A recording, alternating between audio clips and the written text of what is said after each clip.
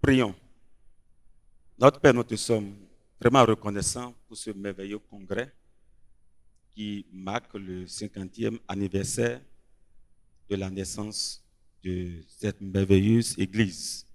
Merci Seigneur pour ce que tu es en train de faire avec nous pour le chemin parcouru depuis ces 50 dernières années. Et nous croyons Seigneur que ceci marque encore le début d'une nouvelle ère que tu es en train d'ouvrir pour nous. Et comme Seigneur, nous voulons considérer ce message, renouvelle notre engagement et notre consécration à ta cause. Nous te bénissons pour nous avoir exaucés. Au nom de Jésus, nous avons prié. Donnez-moi un grand Amen. Merci, que Dieu vous bénisse. Asseyez-vous. Si nous voyons le programme que nous avons devant nous, nous considérons présentement le message dont le thème est la soumission absolue à la vision céleste. La soumission absolue à la vision céleste. Nous parlons ici de deux choses. De la soumission à une valeur. La soumission à une vision que nous appelons la vision céleste. C'est quoi la soumission? La soumission, c'est un credo. C'est un principe militaire qui veut dire la disposition à obéir. Donc, soumission implique obéissance à quelque chose. Dans 1 Corinthiens chapitre 20, nous avons ici une merveilleuse illustration de la soumission. Ben-Hadad, le roi de Syrie, 1 roi chapitre 20, je suis au verset 1. Ben-Hadad, le roi de Syrie, rassembla toute son armée. Il avait avec lui 32 rois, des chevaux et des chars. Il monta, mit le siège devant Samarie et l'attaqua. Il envoya dans la ville des messagers dits à Akab, roi d'Israël. Et il lui fit dire, ainsi parle Ben-Hadad, ton argent et ton or sont à moi. Tes femmes et tes plus beaux enfants sont à moi. Et le roi d'Israël répondit, roi, mon Seigneur, comme tu le dis, je suis à toi avec tout ce que j'ai. Je suis à toi avec tout ce que j'ai. Ça, c'est la soumission. Et la soumission entraîne l'obéissance. Et c'est ça que nous voyons dans le Nouveau Testament, selon que Paul, l'apôtre, inspiré par le Saint-Esprit, disait dans 1 Corinthiens chapitre 6, versets 19 et 20. 1 Corinthiens chapitre 6, versets 19 et 20. Ne savez-vous pas que votre corps est le temple du Saint-Esprit qui est en vous, que vous avez reçu de Dieu et que vous ne vous appartenez point à vous-même, car vous avez été rachetés à un grand prix. Et c'est ce que Ben-Hadad était en train de contraindre Akab à lui dire. Et Akab a dit, je suis à toi avec tout ce que j'ai. Votre corps est le temple du Saint-Esprit. Vous ne vous appartenez point à vous-même. Et nous parlons de la soumission absolue. Ça veut dire une obéissance absolue, une obéissance inconditionnée, une obéissance totale et parfaite à la vision céleste. Et c'est quoi la vision céleste? La vision céleste, c'est l'ordre suprême que nous appelons aussi la grande commission. Et si nous voyons, il y a une relation, une corrélation, une relation réciproque, une réciprocité entre la soumission et la vision céleste. Il ne peut pas avoir de soumission sans la vision céleste et de la même façon, il ne peut pas avoir de vision céleste sans au préalable une soumission absolue. Nous lisons dans Actes chapitre 26. Actes chapitre 26, je vais considérer du verset 12 au verset 20. Actes 26, verset 12. C'est dans ce but que je me rendis à Damas avec l'autorisation et la permission des principaux sacrificateurs. Vers le milieu du jour, ô roi, je vis en chemin resplendir autour de moi et de mes compagnons une lumière venant du ciel et dont l'éclat surpassait celui du soleil. Nous tombâmes tous par terre et j'entendis une voix qui me disait en langue hébraïque, Saul, Saul, pourquoi me persécutes-tu? Il te serait dur de regimber contre les aiguillons. Et je répondis, qui es-tu, Seigneur? Et le Seigneur dit, je suis Jésus que tu persécutes. Mais lève-toi et tiens-toi sur tes pieds, car je te suis apparu pour t'établir ministre et témoin des choses que tu as vues et de celles pour lesquelles je t'apparaîtrai. Je t'ai choisi du milieu de ce peuple et du milieu des païens vers qui je t'envoie, afin que tu leur ouvres les yeux pour qu'ils passent des ténèbres à la lumière et de la puissance de Satan à Dieu, pour qu'ils reçoivent par la foi en moi le pardon des péchés et l'héritage avec les sanctifiés. En conséquence, au roi Agrippa, je n'ai point résisté à la vision céleste, à ceux de Damas d'abord, puis à Jérusalem, dans toute la Judée et chez les païens, j'ai prêché la repentance avec la conversion à Dieu, avec la pratique digne de la repentance. Regardez ici ce que l'apôtre dit. Il dit, et qui es-tu, Seigneur? Et le Seigneur me dit, je suis Jésus que tu persécutes. Il y a une relation parfaite entre la soumission absolue et la vision céleste. Et pour que la vision céleste, et pour une bonne soumission à la vision céleste, il faut absolument 6 choses qui vont déclencher la 7e. Il faut premièrement la conversion et la consécration après la visitation céleste. Il faut la conversion et la consécration après la visitation céleste. À moins que quelqu'un ait reçu la visitation céleste, comme Paul l'a eu, à moins que vous receviez la visitation céleste, comme Paul l'a eu en son temps, sur la voie de Damas, il vous serait difficile de recevoir la conversion qui déclenche la consécration. Deuxièmement, c'est la compréhension persuasive de la commission du Christ à travers la vision céleste. La compréhension persuasive de la commission du Christ à travers la vision céleste. Il faut pénétrer, il faut comprendre ce que Christ nous a donné comme commission au travers la vision céleste. Troisièmement, c'est la consécration à l'engagement à l'image de Christ pour la vision céleste. Il faut la consécration et l'engagement à l'image de Christ pour la vision céleste. À moins que nous nous engageons vaille que vaille, bon an, mal an, prêt à tout, à l'image de Christ, la vision céleste ne pourra jamais être accomplie. Quatrièmement, c'est la conviction et la compassion des âmes hors de la voie céleste. La conviction et la compassion des âmes hors de la voie céleste. Hors de la voie céleste. Il faut nous nourrir d'une conviction ferme et de la compassion pour les âmes qui sont hors de la voie céleste. Sinon, on ne peut pas accomplir cette vision céleste. Cinquièmement, il faut la considération des cris des perdus assoiffés de la vie du ciel. La considération des cris des perdus assoiffés de la vie du ciel. Les perdus crient jour et nuit et ils sont assoiffés pour la voie céleste. Nous devons être attentifs à leurs cris. Nous devons bien écouter leurs cris, être attentifs aux cris de ces perdus qui désirent la vie du ciel en eux. Sixièmement, il faut le courage de Caleb pour faire face aux vicissitudes du combat. Le courage de Caleb pour faire face aux vicissitudes du combat. Et nous remercions Dieu pour cette étude merveilleuse que nous faisons par notre Père dans la foi, dans Josué, dans le livre de Josué. Et nous croyons que par la grâce de Dieu, le courage de Caleb nous sera donné. Et nous irons. Nous allons conquérir les terrains pour le Seigneur. Quels que soient ces terrains difficiles, nous allons les conquérir au nom de Jésus. Donnez-moi un grand amen.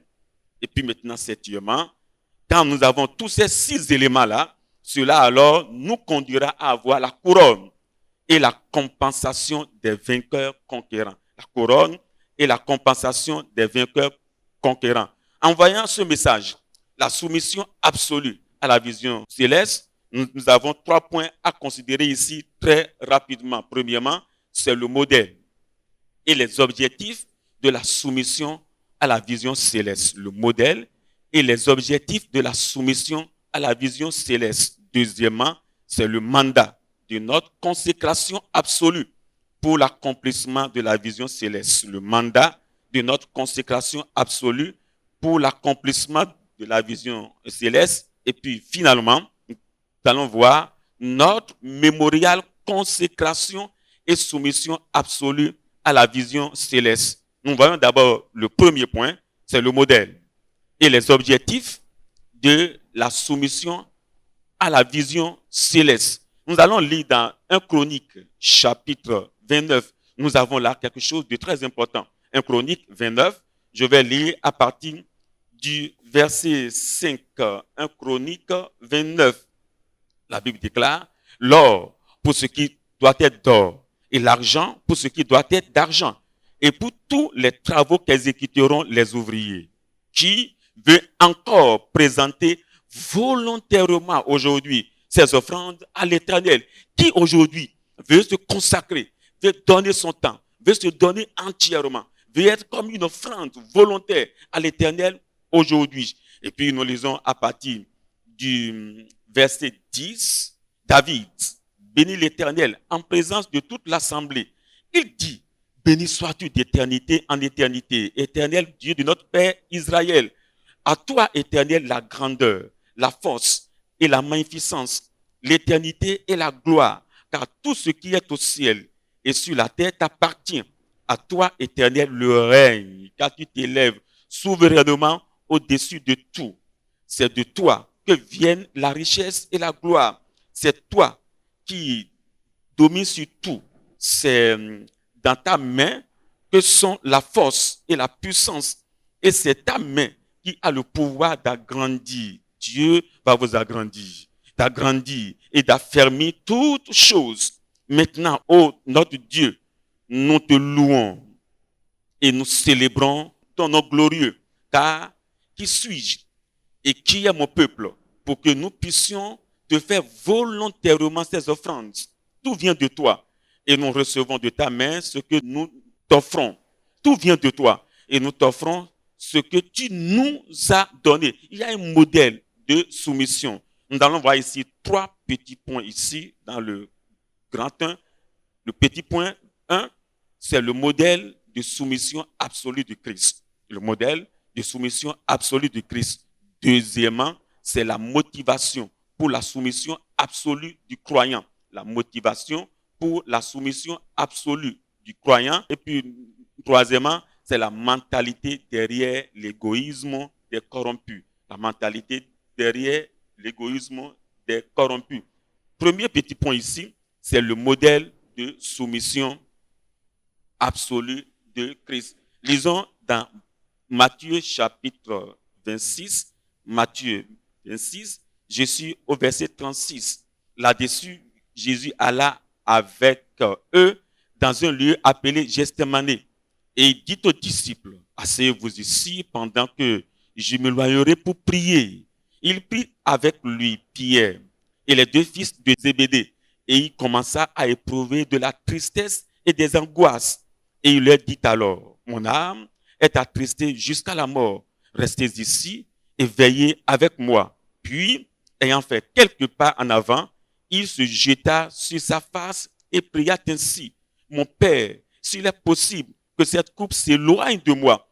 Toutefois, non pas ce que je veux, mais ce que tu veux. Verset 42, il s'éloigna une seconde fois et pria ainsi, mon Père, s'il est possible que cette coupe s'éloigne sans que je la boive, que ta volonté soit faite. Jésus était prêt à faire la volonté de Dieu jusqu'à la mort. Et c'est un modèle de soumission pour nous. En réalité, il a dit lui-même qu'il était venu non pour faire sa volonté, mais celle de celui qu'il a envoyé. Jean, chapitre 6, verset 38. Jean 6, 38. Car je suis descendu du ciel pour faire non ma volonté, mais la volonté de celui qui m'a envoyé. Or, la volonté de celui qui m'a envoyé, c'est que je ne perde rien de tout ce qu'il m'a donné, mais que je le ressuscite au dernier jour. Premièrement, nous avons dit que c'est le modèle de soumission absolue de Christ. Maintenant, deuxièmement, c'est la motivation pour la soumission absolue du croyant. La motivation pour la soumission absolue du croyant. Qu'est-ce qui doit être notre motivation ou nos objectifs derrière cette soumission? Dans Romains chapitre 8, verset 32, lui qui n'a point épargné son propre fils, mais qui l'a livré pour nous tous, comment ne nous donnera-t-il pas aussi toutes choses avec lui? Nous avons comme motivation le don de Dieu, le don du Fils de Dieu. Et dans Jean 3, verset 7, nous le savons tous bien, car Dieu a tant aimé le monde, qu'il a envoyé son Fils unique, afin que quiconque croit en lui ne périsse point, mais qu'il ait la vie éternelle. Ça, c'est une motivation pour notre soumission. Hébreux chapitre 10. Hébreux chapitre 10. Exemple, la soumission de Christ est aussi une motivation pour nous. Hébreux chapitre 10, je vais lire du verset 5. C'est pourquoi Christ, entrant dans le monde, dit, tu n'as voulu ni sacrifice ni offrande, mais tu m'as formé un corps. Tu n'as agréé ni holocauste, ni sacrifice pour le péché. Alors j'ai dit, voici je viens, dans le rouleau du livre, il est question de moi, pour faire, ô Dieu, ta volonté. Après avoir dit d'abord, tu n'as voulu et tu n'as agréé ni sacrifice, ni offrande, ni holocauste, ni sacrifice pour le péché, ce qu'on offre selon la loi. Il dit ensuite, voici je viens pour faire ta volonté. Il abolit ainsi la première chose pour établir la seconde. Verset 10, c'est en vertu de cette volonté que nous sommes sanctifiés par l'offrande du corps de Christ une fois pour toutes. Le modèle de soumission de Christ est une motivation pour nous. En dehors de cela, les apôtres aussi constituent une motivation pour nous dans leur acte de soumission à la grande commission. Dans Marc chapitre 16, Marc chapitre 16, au moment où le Seigneur était en train de se séparer d'eux, il leur avait donné cette injonction formelle que nous appelons l'ordre suprême, la grande commission. Dans Marc chapitre 16, verset 15, puis il leur dit, allez par tout le monde et prêchez la bonne nouvelle à toute la création. Celui qui croira et qui sera baptisé sera sauvé, mais celui qui ne croira pas sera condamné. Verset 19, le Seigneur, après leur avoir parlé, fut enlevé au ciel et il s'assit à la droite de Dieu. Et ils s'en allaient prêcher partout. Le Seigneur n'était plus avec eux. Il a juste donné la recommandation. Et puis il est allé s'asseoir à la droite de Dieu. Et sans pression majeure du Seigneur, la présence du Maître, mais la pression. Mais le Maître n'était plus là, mais ils s'étaient allés, prêchant partout. Au point même où les pharisiens ont déclaré qu'ils ont rempli Jérusalem de l'enseignement de Jésus. Ils n'avaient même plus peur de ces pharisiens qui avaient tué leur Maître. Actes chapitre 5. Actes chapitre 5, verset 28. Ne vous avons-nous pas défendu expressement d'enseigner en ce nom-là? Et voici, vous avez rempli Jérusalem de votre enseignement et vous voulez faire retomber sur nous le sang de cet homme. Et Pierre et les apôtres répondirent, regardez cette motivation pour nous, il faut obéir à Dieu plutôt qu'aux hommes. Est-ce qu'on peut le répéter ensemble? On peut aller ensemble? 1, 2, go. Il faut obéir à Dieu plutôt qu'aux hommes. On peut encore le dire une fois?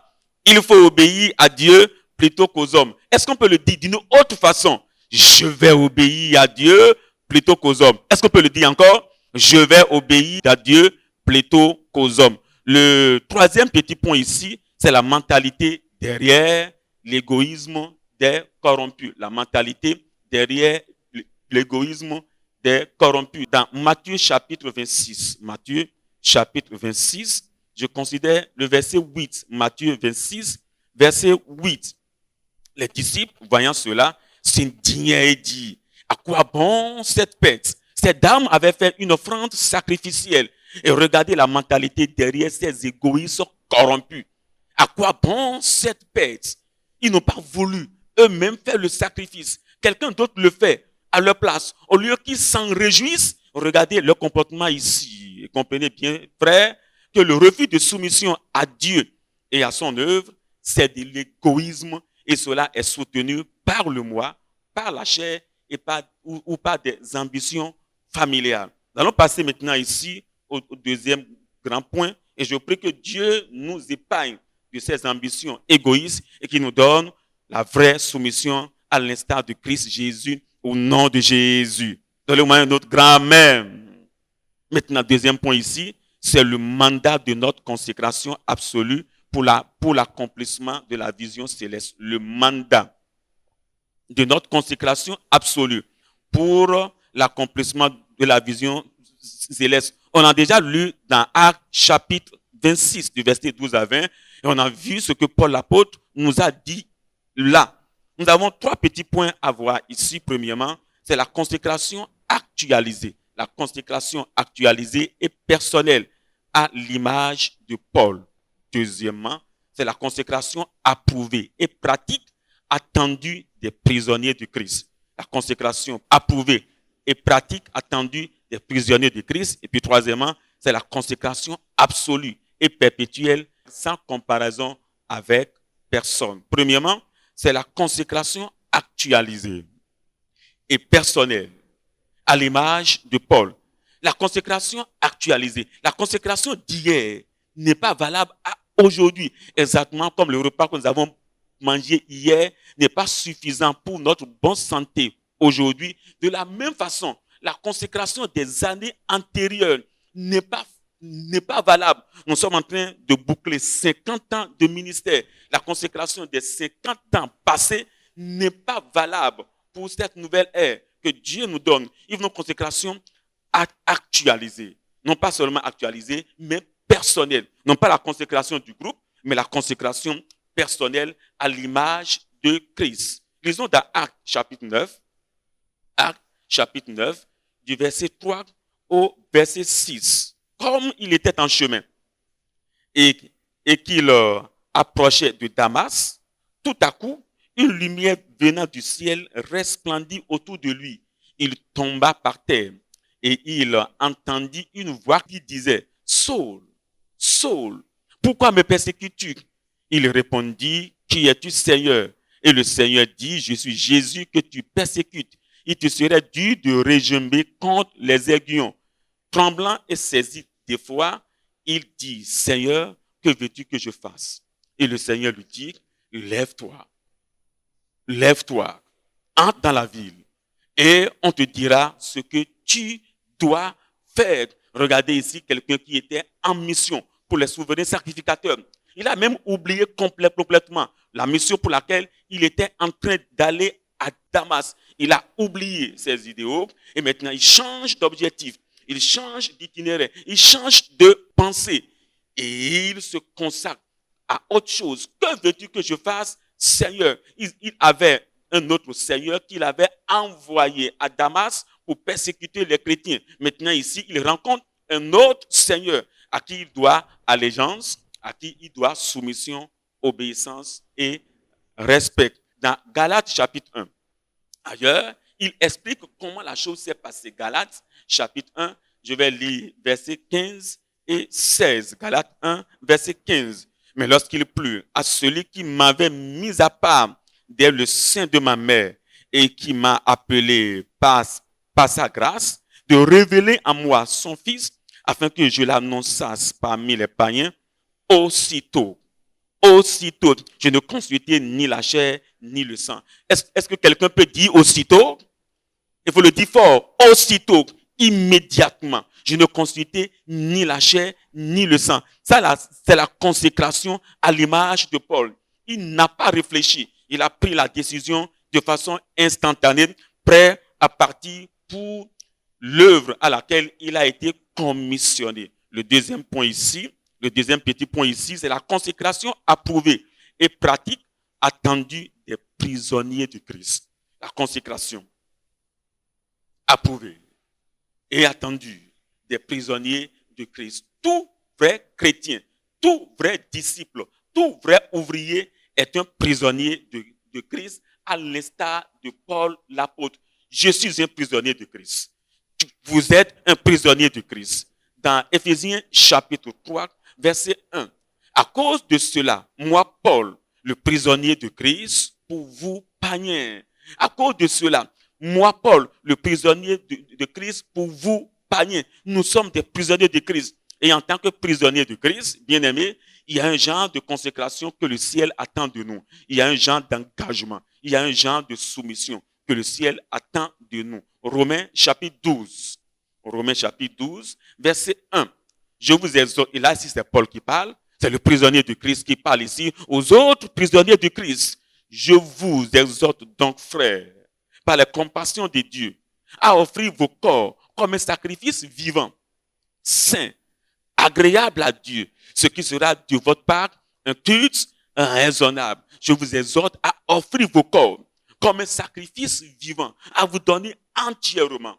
Je suis entièrement à toi, avec tout ce que j'ai, à offrir vos corps comme un sacrifice vivant, saint, agréable à Dieu, ce qui sera de votre part un culte raisonnable. Ça veut dire que si je n'offre pas à Dieu un sacrifice vivant, saint, agréable, c'est alors un culte déraisonnable, un culte qui est dénoué de la raison. Deutéronome chapitre 18, Deutéronome chapitre 18, je vais lire le verset 13, Deutéronome 18, 13. Tu seras entièrement à l'Éternel ton Dieu. Ça, c'est la consécration qui est attendue de nous.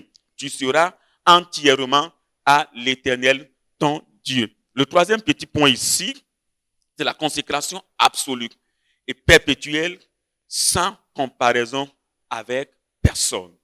La consécration absolue et perpétuelle sans comparaison avec personne. Je vais lire dans Jean chapitre 21. Dans Jean chapitre 21, je vais considérer du verset 18. Jean 21, verset 18.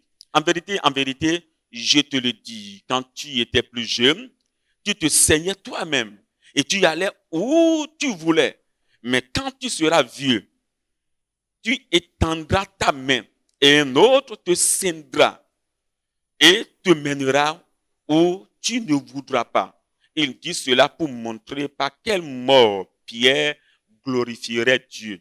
Et ayant parlé ainsi, il lui dit, suis-moi, toi, il faut me suivre. C'est une consécration absolue. Suis-moi, sans détour, suis-moi. Et c'est du présent continu. Suis-moi, verset 20. Pierre s'étant retourné, vit venir après eux le disciple que Jésus aimait, celui qui, pendant le souper, s'était penché sur la poitrine de Jésus et qui avait dit, qui est celui qui te livre? En le voyant, Pierre dit à Jésus, et celui-ci, Seigneur, que lui arrivera-t-il? Et Jésus lui dit, si je veux qu'il demeure jusqu'à ce que je vienne, peu t'importe. Toi, suis-moi. Ne te laisse pas comparer à quelqu'un. Ne te laisse pas distraire. Ce que toi tu as fait, suis-moi. De façon absolue et de façon perpétuelle, il faut me suivre. Je te l'ai dit tout à l'heure, quand on était seul. Maintenant, nous voici ici à trois, quand on était à tuer à trois. Je te l'avais dit, suis-moi. Maintenant, ici, nous sommes à trois ici. Je te le répète encore, il faut me suivre. Et nous n'avons pas à nous comparer à qui que ce soit. Et lui ne fait pas ceci, il ne fait pas cela. Mon église croit beaucoup plus que son église. Et vraiment, il semble que chez moi, là, ça semble aller mieux que dans telle région ou dans tel district ou dans telle église. Nous n'avons pas à nous comparer à qui que ce soit. C'est une consécration absolue et perpétuelle. On n'a pas de comparaison à faire ici. D'ailleurs, la Bible nous défend de faire des comparaisons. Dans 2 Corinthiens chapitre 10, 2 Corinthiens chapitre 10, verset 12. Nous n'osons pas nous égaler ou nous comparer à quelques-uns de ceux qui se recommandent eux-mêmes, mais en se mesurant à leur propre mesure et en se comparant à eux-mêmes, ils manquent d'intelligence. Nous ne manquerons pas d'intelligence au nom de Jésus. Nous serons entièrement consacrés au Seigneur au nom de Jésus. Je passe ici au troisième point. C'est notre mémorial, consécration et soumission absolue à la vision céleste. Notre mémorial, consécration et soumission absolue à la vision céleste. Je suis dans Matthieu chapitre 26. Matthieu 26, je vais lire du verset 6 jusqu'au verset 13. Matthieu 26, verset 6. Comme Jésus était à Béthanie, dans la maison de Simon, le lépreux, une femme s'approcha de lui, tenant un vase d'albâtre qui contenait un parfum de grand prix. Et pendant qu'il était à table, elle répandit le parfum sur sa tête. Les disciples, voyant cela, s'indignait et dit, à quoi bon cette perte? On aurait pu vendre ce parfum très cher et en donner le prix aux pauvres. Jésus, s'en étant aperçu, leur dit, pourquoi faites-vous de la peine à cette femme? Elle a fait une bonne action à mon égard, car vous avez toujours des pauvres avec vous, mais vous ne m'avez pas toujours. En répandant ce parfum sur mon corps, elle l'a fait pour ma sépulture. Et je vous le dis en vérité, partout où cette bonne nouvelle sera prêchée dans le monde entier, on racontera aussi en mémoire de cette femme ce qu'elle a fait. Nos actes sont mémorials. Nos actes doivent servir de mémoire partout autour de nous. Nous avons 3 petits points à considérer ici. Premièrement, c'est la mémoire pour le don exceptionnel. La mémoire pour le don exceptionnel. Le deuxième petit point ici, c'est notre mémorial consécration et soumission entière à l'évangélisation. Notre mémorial consécration et soumission entière à l'évangélisation. Et puis, troisièmement, c'est le message pour persuader la jeune génération. Le message pour persuader la jeune génération à la vision céleste. Premièrement, c'est la mémoire pour le don exceptionnel. La mémoire pour le don exceptionnel. On a déjà lu tout à l'heure comment est-ce que cette dame a fait un don exceptionnel. Un don qui sert de mémoire. Et partout où l'évangile est lu et annoncé, dans toutes ces dizaines de langues ou ces milliers de langues, on raconte partout dans le monde entier ce que la dame là a eu à faire. Nombre 31, nous allons lire le verset 54. Nombre 31, 54. Moïse et le sacrificateur Éléazar prirent l'or des chefs de milliers et des chefs de centaines et l'apportèrent à la tente d'assignation comme souvenir pour les enfants d'Israël devant l'Éternel. Comme souvenir. Quand nous faisons des dons quelque part, dans nos églises, pour quelque quoi, pour la croisade, ou pour la construction de nos églises, ou pour l'achat du terrain, nous devons en faire un truc mémorial. Nous allons lire du verset 48 pour pouvoir mieux comprendre. Verset 48, les commandants des milliers de l'armée, les chefs de milliers et les chefs de centaines s'approchèrent de Moïse et lui dirent, tes serviteurs ont fait le compte des soldats qui étaient sous nos ordres et il n'en manque pas un seul d'entre nous. Personne d'entre nous n'en fera défaut. Et comme le dit notre Père dans la foi, il n'y aura pas de perte, il n'y aura pas de limitation, il n'y aura pas de manquement. Dans cet élan de consécration et d'engagement, il n'y aura pas de perte en vie humaine au nom de Jésus. Donnez-moi un grand Amen. Verset 50. Nous apportons comme offrande à l'Éternel chacun les objets d'or que nous avons trouvés. Chaînettes, bracelets, anneaux, pendants d'oreilles et colliers, afin de faire pour nos personnes l'expiation devant l'Éternel. Moïse et le sacrificateur Éléazar reçut d'eux tous ces objets travaillés en or, tout l'or que les chefs de milliers et les chefs de centaines présentaient à l'Éternel en offrande par élévation pesait 16 750 cycles. Les hommes de l'armée gardaient chacun le butin qu'ils avaient fait. Et Moïse, verset 54, et le sacrificateur Éléazar prit l'or des chefs de milliers et des chefs de centaines et l'apportèrent à la tente d'assignation comme souvenir pour les enfants d'Israël devant l'Éternel. Que nos dons servent de souvenir devant l'Église de Dieu au nom de Jésus. Deuxième petit point ici, c'est notre mémorial consécration. Notre mémorial consécration et soumission entière à l'évangélisation. Notre mémorial consécration. Notre consécration doit être mémoriale. Notre soumission entière à l'évangélisation doit être mémoriale. 1 Corinthiens chapitre 9.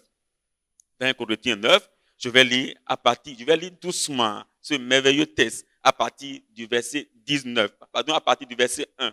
1 Corinthiens 9, verset 1. Ne suis-je pas libre? Ne suis-je pas apôtre? N'ai-je pas vu Jésus notre Seigneur?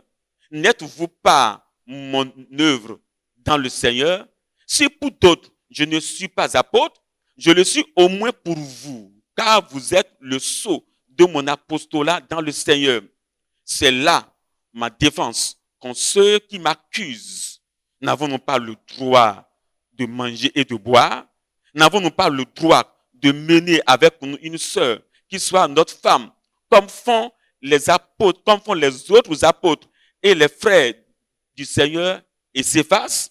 Ou bien, est-ce que moi seul et Barnabas, nous n'avons pas le droit de ne pas travailler? Verset 7. Qui jamais fait le service militaire à ses propres frères? Qui est-ce qui plante une vigne et n'en mange pas le fruit? Qui est-ce qui fait paître un troupeau et ne se nourrit pas du lait du troupeau? Ces choses que je dis, n'existent-elles pas dans les usages des hommes? La loi ne les dit-elle pas aussi? Car il est écrit dans la loi de Moïse, tu n'amuseleras point le bœuf quand il foule le grain. Dieu se met-il en peine des bœufs? Ou parle-t-il uniquement à cause de nous? Oui, c'est à cause de nous qu'il est écrit que celui qui laboure doit labourer avec espérance. Et celui qui foule le grain, fouler avec l'espérance, dit avoir part.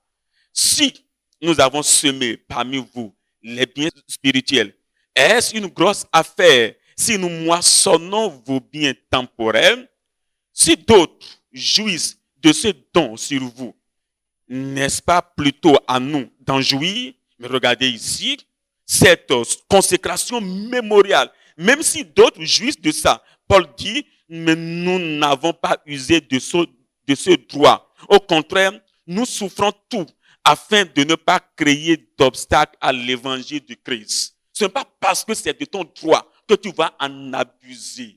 C'est son droit. Mais Paul dit, nous n'en avons pas usé afin de laisser une trace, que notre consécration puisse être mémoriale. Verset 13, il dit, ne savez-vous pas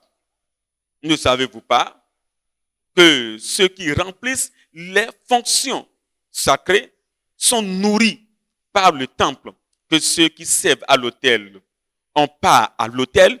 De même aussi, le Seigneur a ordonné à ceux qui annoncent l'évangile de vivre de l'évangile. Et il dit, pour moi, je n'ai usé d'aucun de ces droits. C'est mon droit.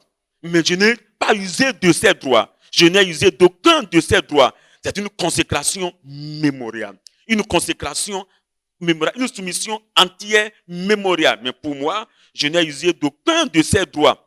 Et ce n'est pas afin de les réclamer en ma faveur que j'écris ainsi. Car j'aimerais mieux mourir que de me laisser enlever ce sujet de gloire. Si j'annonce l'évangile, verset 16, ce n'est pas pour moi un sujet de gloire, car la nécessité m'en est imposée. Et malheur à moi si je n'annonce l'évangile. Si je le fais de bon cœur, j'en ai la récompense. Mais si je le fais malgré moi, et s'il n'y a pas de droit, si mes droits ne sont pas donnés, je le fais malgré moi. Si mes droits sont foulés, sont bafoués, je le fais malgré moi. Alors c'est une charge qui m'est confiée. Quelle est donc ma récompense? C'est d'offrir gratuitement l'évangile que j'annonce sans user de mon droit de prédicateur de l'évangile. Car bien que je sois libre à l'égard de tous, je me suis rendu le serviteur de tous afin de gagner le plus grand nombre. Avec les Juifs, j'ai été comme Juif afin de gagner les Juifs. Avec ceux qui sont sous la loi, comme sous la loi, quoique je ne sois pas moi-même sous la loi, afin de gagner ceux qui sont sous la loi. Ma prière est que notre consécration soit mémoriale. Que des générations qui vont venir puissent se rappeler et ruminer notre consécration que nous avons eue si Christ tardait sa venue au nom de Jésus. Le troisième petit point ici, c'est le message pour persuader la jeune génération à la vision céleste. Psaume 78. Nous avons un message que nous devons laisser à la jeune génération qui nous observe et qui est admirative de nos faits et gestes. La jeune génération nous observe et les jeunes nous regardent. Ils sont admiratifs et ils pèsent et ils mettent notre consécration, nos faits, nos gestes, nos paroles et nos actions, ils les font passer à la loupe de leur consécration future. Nous devons leur laisser obligatoirement le message qui va les inciter, qui va les stimuler, qui va les pousser à une consécration meilleure. Psaume 78. Dans ce 78, je vais lire du verset 3 au verset 7. Ce que nous avons entendu, ce que nous savons, ce que nos pères nous ont raconté, leur consécration, les pères fondateurs de cette église, la façon dont ils ont fait l'œuvre avec abnégation, ce qu'ils nous ont raconté. Verset 4, nous ne le cacherons point à leurs enfants. Non pas le cacher dans la parole, mais il faudrait qu'ils le voient dans nos faits et dans nos gestes. Nous ne le cacherons point à leurs enfants. Nous dirons à la génération future les louanges de l'Éternel et sa puissance et les prodiges qu'il a opérés.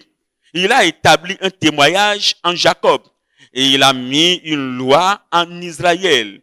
Il a ordonné à nos pères de l'enseigner à leurs enfants pour qu'elle fût connue de la génération future. Des enfants qui naîtront et que devenus grands, ils en parlassent à leurs enfants afin qu'ils missent en Dieu leur confiance, qu'ils n'oubliassent pas les œuvres de Dieu et qu'ils observassent ses commandements. Nous avons un legs, nous avons un héritage que nous devons laisser à la génération qui est en train de venir. Dans Malachie chapitre 3, verset 16, Malachie 3, verset 16, la Bible déclare ici, alors ceux qui craignent l'Éternel se parlaient l'un à l'autre. Nos enfants, nos jeunes qui sont dans l'église, ceux qui nous ont vus, ils se parlent souvent les uns aux autres. Quels commentaires font-ils de notre consécration? Quels commentaires font-ils de ce qu'ils entendent, de ce qu'ils voient, de ce que nous faisons? Quels commentaires font-ils? Ils se parlaient les uns aux autres.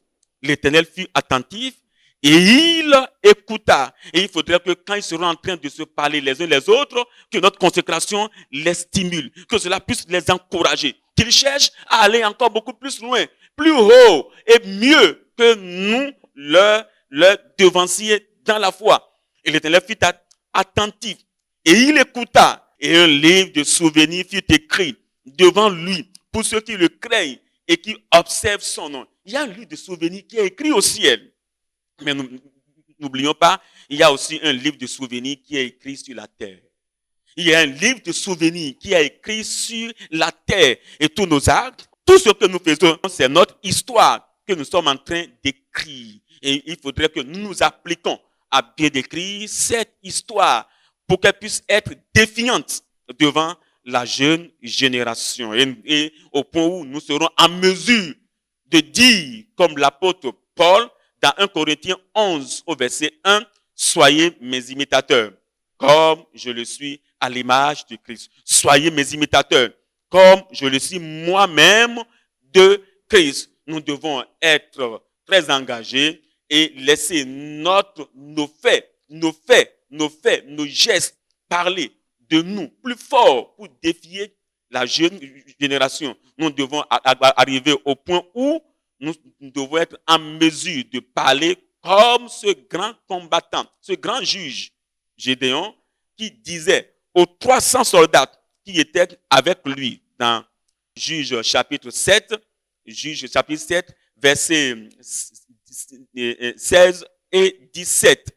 Il divisa en 3 corps les 300 hommes et il leur remit à tous des trompettes et des cruches vides avec des flambeaux et des cruches. Et il leur dit, vous me regarderez. Ça, c'est le leader. Vous me regarderez. Ça, c'est le dirigeant. Vous me regarderez. Ça, c'est l'exemple que nous devons être. que je dois être, que vous devez aussi être. Vous me regarderez et vous ferez comme moi. Vous me regarderez.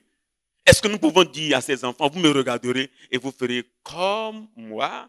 Et il faudrait qu'à partir d'aujourd'hui, que ce message sonne le glas dans notre cœur pour qu'on puisse arriver à l'instar de ces gens-là. Vous me regarderez et vous ferez comme moi. Dès que j'aborderai le camp, vous ferez comme je ferai. Vous ferez exactement comme je ferai.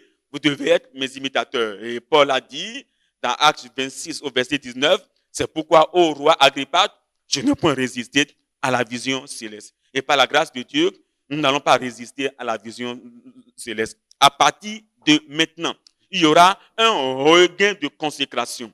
Il y aura un autre élan, un nouveau souffle pour l'engagement, la consécration à la vision céleste. Et le Seigneur nous y aidera. Je dis que le Seigneur nous y aidera. Nous le ferons par la grâce de Dieu. Nous serons ce qu'il veut que nous soyons. Avant que nous ne prions, est-ce que nous pouvons répéter ensemble ces paroles de consécration, ces paroles d'engagement dans 1 Roi chapitre 20. 1 Roi chapitre 20. Je vais lire le verset 4. Le roi d'Israël répondit, Roi, mon Seigneur, comme tu le dis, je suis à toi avec tout ce que j'ai. Est-ce qu'on peut le répéter ensemble? Le roi d'Israël répondit, un de go. Le roi d'Israël répondit, Roi, mon Seigneur, comme tu le dis, je suis à toi avec tout ce que j'ai. Est-ce qu'il y a quelqu'un qui peut dire au Seigneur Jésus-Christ, je suis à toi avec tout ce que j'ai, je me consacrerai à partir d'aujourd'hui, partout où je m'en vais, je vais enflammer, je serai enflammé pour la vision céleste, je vais gagner les âmes seront sauvées au travers de moi, je ne ferai plus de comparaison charnelle. Est-ce qu'on peut le répéter encore, répéter encore ensemble? Le roi d'Israël répondit, un de go. Le roi d'Israël répondit, dites-le fort. Le roi d'Israël répondit, Roi mon Seigneur, comme tu le dis, je suis à toi avec tout ce que j'ai. Où est la personne ici dont Dieu parle? Elle est où? Comme tu lèves la main, lève-toi maintenant sur tes pieds et prie le Seigneur. Seigneur, à partir d'aujourd'hui, qu'il y ait un nouveau réveil pour la vision céleste dans mon cœur. Une nouvelle soumission, un nouvel engagement, une nouvelle détermination pour la cause de Christ. Tu dois être consacré. Je dois être consacré entièrement à l'Éternel. Tu seras entièrement à l'Éternel, ton Dieu. C'est ce que Dieu attend de nous. C'est ce que Dieu attend de moi. C'est ce que Dieu attend de vous. Partout, dans toutes les régions, ouvre la bouche et prie le Seigneur. Nous avons un modèle de soumission absolue. Christ est notre modèle. Voyons un peu la consécration de Paul. Voyons un peu la soumission de Paul. Est-ce que cela n'est pas défiant? Il avait des droits. Il pouvait jouir de ses droits en tant qu'apôtre, en tant que prédicateur. Mais il n'a pas usé de ses droits. Mais il était prêt à se consacrer, prêt à aller partout, juste pour que l'évangile soit prêché. Et pour une soumission absolue à la vision céleste, il ne faut pas oublier, et où la bouche est prise le Seigneur, il faut la conversion et la consécration après la visitation céleste. Il faut absolument que tu aies reçu la visitation céleste. Ou si tu l'avais reçu et que tu as rétrogradé, il faut absolument que tu fasses le combat, que tu reviennes et que tu reviennes pour être revisité par le ciel, pour recevoir la conversion authentique et la consécration. Il faut ensuite la compréhension persuasive de la commission. N'oublie pas la compréhension persuasive de la commission du Christ à travers la vision céleste. Tu dois bien pénétrer la commission que Christ nous donne au travers la vision céleste. Il faut troisièmement la consécration. Il ne faut pas l'oublier que tu dois te consacrer. La consécration et l'engagement. La consécration et l'engagement. La consécration et l'engagement à l'image de Christ pour la vision céleste. La consécration et l'engagement à l'image de Christ pour la vision céleste. N'oublie pas que les âmes que les âmes sont en train de périr.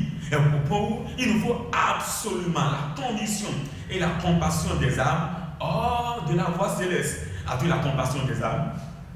Est-ce que les âmes qui périssent te disent quelque chose? Est-ce que tu es compassionné pour les âmes qui sont hors de la voie céleste? As-tu la considération des cris des perdus qui sont assoiffés de la voie du ciel? Il te faut le courage de Caleb pour faire face aux vicissitudes du combat. Et c'est alors que nous aurons, vous et moi, la couronne et la compensation des vainqueurs conquérants. Prie le Seigneur et sois satisfait. Prie jusqu'à être imprégné de ce message avant que le modérateur ne vienne pour clôturer.